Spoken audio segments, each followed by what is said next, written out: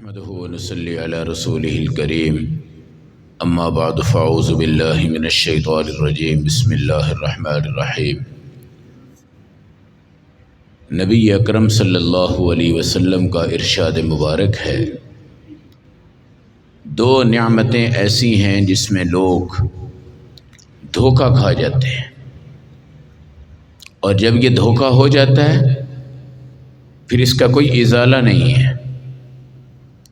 ایک نعمت الصحہ، اللہ نے آپ کو صحت عطا فرمائی، والفراغ، دوسرے نمبر پہ آپ آج فارغ ہیں۔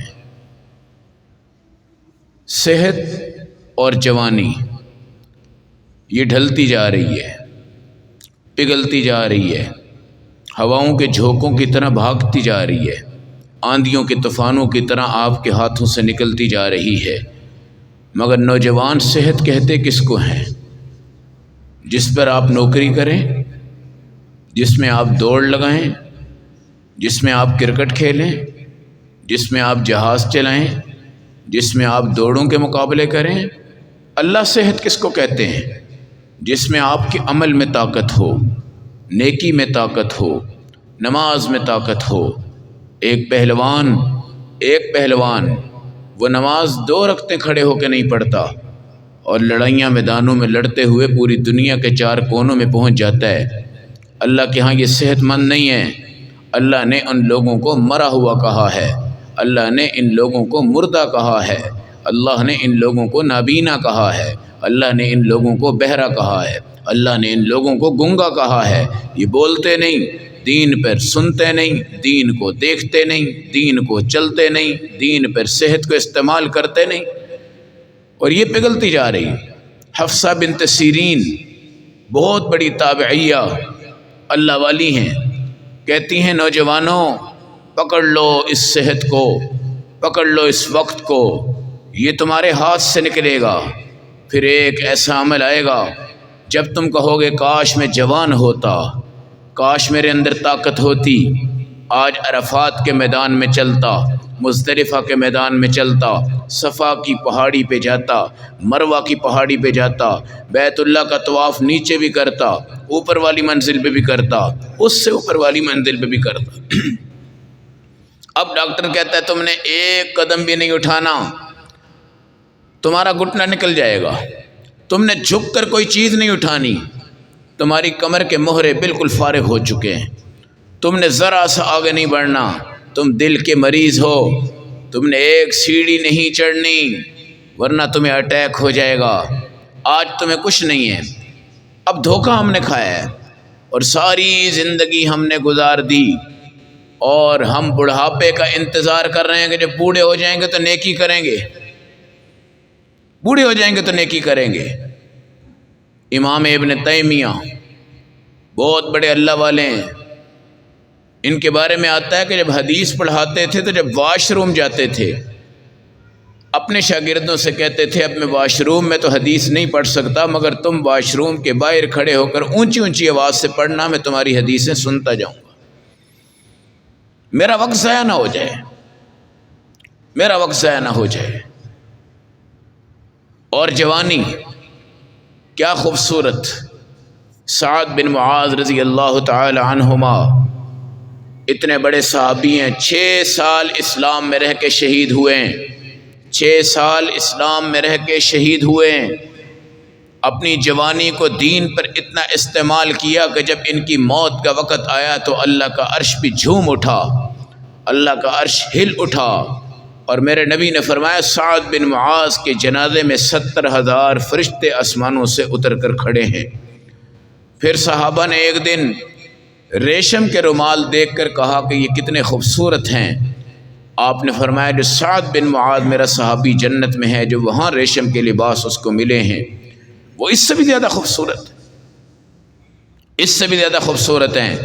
جوانی صلاح الدین ایوبی کی نظر آتی ہے، جوانی محمد بن قاسم کی نظر آتی ہے، جوانی حضرت علی رضی اللہ تعالیٰ عنہ کی نظر آتی ہے، جوانی حضرت عمر فاروق رضی اللہ تعالیٰ عنہ کی نظر آتی ہے، جوانی خالد بن ولید رضی اللہ تعالیٰ عنہ کی نظر آتی ہے، جوانی سلطان محمود غزنوی کی نظر آتی ہے کہ انہوں نے اپنی جوانی میں کیا کچھ کیا ہے اور ہم نے اپنی جوانی میں کیا کیا ہے۔ کرکٹ، بلہ، بلیٹ، گیم، فلم، دوڑ، بھاگ، نہانا، کھانا، پینا، گالی نکالنا، لڑائی لڑنا، جھگڑا کرنا۔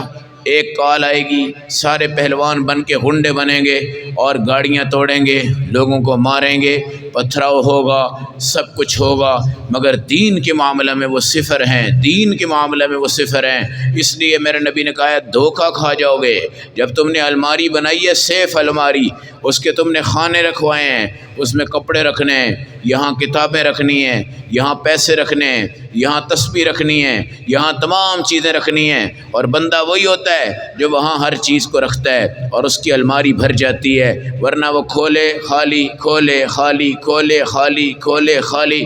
دنیا کیا کہے گی؟ دنیا کیا کہے گی؟ یہ پاگل ہے، دیوانہ ہے۔ پھر وہ کہتا مجھے ایک سیف الماری اور چاہیے جی، میں نے اس میں یہ رکھنا ہے، پھر وہ بھی خالی، تیسری بھی خالی۔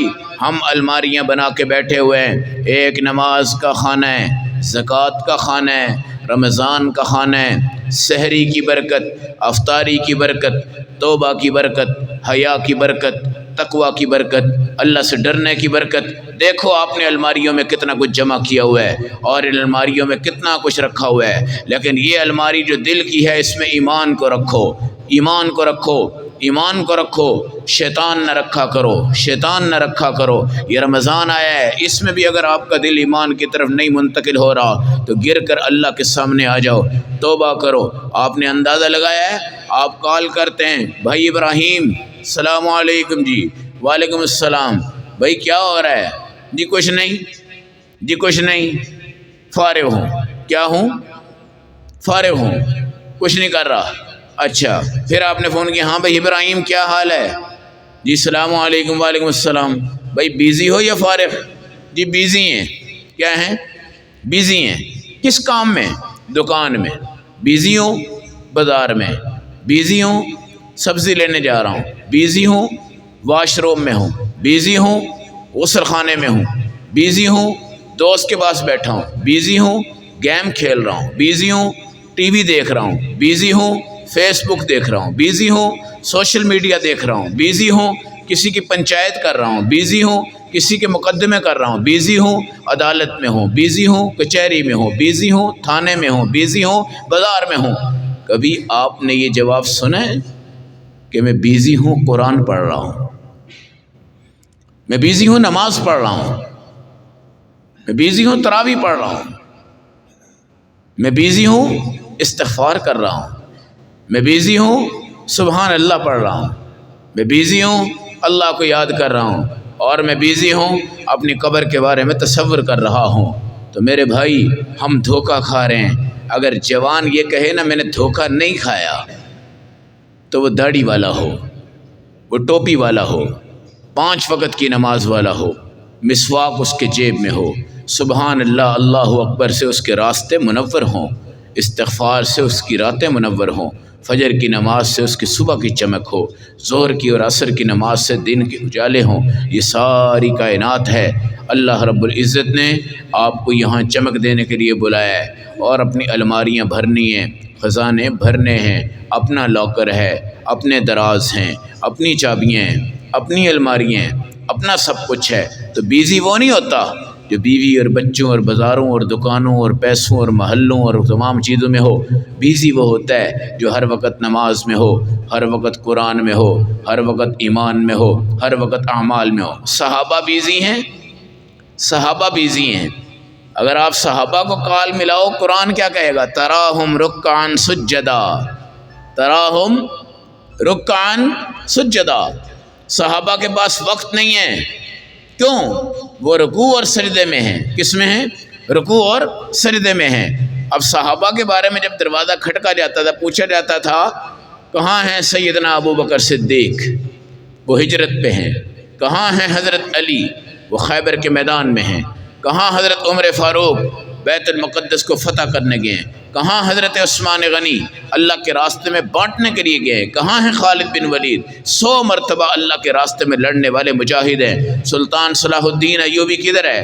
محمود غزنوی کدھر ہے؟ ان کی زندگیاں کدھر ہیں؟ تو یہ جہاد کے میدان میں ہیں، نماز کے میدان میں ہیں، قرآن کے میدان میں ہیں۔ صحابہ پھٹوں پہ نہیں ہوتے تھے، گیموں پہ نہیں ہوتے تھے، بلیٹ پہ نہیں ہوتے تھے، کیرم بورڈ پہ نہیں ہوتے تھے۔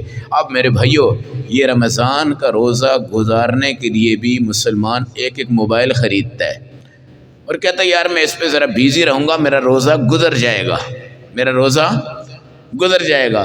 خدا کی قسم اگر روزہ لگتا ہے نا تو اس بندے کو لگتا ہے جو پورا دن اپنا موبائلوں پہ گزارتا ہے، اور جو اللہ والے ہوتے ہیں ان کو روزہ نہیں لگتا، ان کو روزہ نہیں لگتا۔ ان کے 2 ہی کام ہیں، زندہ رہیں گے تو ایمان پہ رہیں گے، دنیا سے جائیں گے تو روزے کی موت پہ جائیں گے، ہمیں کوئی فکر نہیں، ہمیں کوئی غم نہیں۔ اس لیے میرے نبی کا یہ فرمان پلے باندھو کہ 2 چیزوں میں ہم دھوکہ کھا رہے ہیں اور ہم دھوکہ کھا چکے ہیں۔ ایک کیا ہے؟ الصحہ، آج اللہ کی صحت تھی ہمیں دی ہوئی، اور اب کیا کہتے ہیں، جو بندے اپنی جوانی ضائع کر چکے ہیں ان کی جوانی ہم واپس لوٹاتے ہیں، یہ حکیم کہتے ہیں۔ کون کہتے ہیں؟ حکیم۔ اللہ کے ہاں جو ضائع ہو چکی ہے وہ دوبارہ واپس نہیں آتی، اور یہ گھڑیاں دوبارہ واپس نہیں آتی، یہ رمضان واپس نہیں آئے گا، یہ تراویحیں واپس نہیں آئیں گی۔ اس لیے میرے بھائیوں، جوان اپنے آپ کو اللہ سے جوڑیں، بوڑھے تو بیچارے جڑتے ہی جڑتے ہیں۔ الحمدللہ اللہ ان کو لمبی زندگی دے، اللہ ہمیں عمل و سمجھ کی توفیق عطا فرمائے۔ اللهم صل على سيدنا مولانا محمد وعلى آله وصحبه وبارك وسلم۔ ربنا ظلمنا أنفسنا وإن لم تغفر لنا وترحمنا لنكونن من الخاسرين۔ اللهم نور قلوبنا بالقرآن وزين قلوبنا بالإسلام۔ اللهم أعنا على ذكرك وشكرك وحسن عبادتك۔ اللهم حاسبنا حسابا يسيرا وادخلنا الجنة مع الأبرار۔ اللهم اغفر للمؤمنين والمؤمنات والمسلمين والمسلمات الأحياء منهم والأموات۔ اللهم أرنا الحق حقا وارزقنا اتباعه، وأرنا الباطل باطلا وارزقنا اجتنابه۔ اللهم إنا نجعلك في نحورهم ونعوذ بك من شرورهم۔ اللهم إنا نسألك الخير كله ونعوذ بك الشر كله۔ اللهم انصر المجاهدين في كل مكان، اللهم ارذل الكفار والمشركين، رب اغفر وارحم وأنت خير الراحمين۔ وصلى الله تعالى على خير خلقه محمد وعلى آله وأصحابه أجمعين۔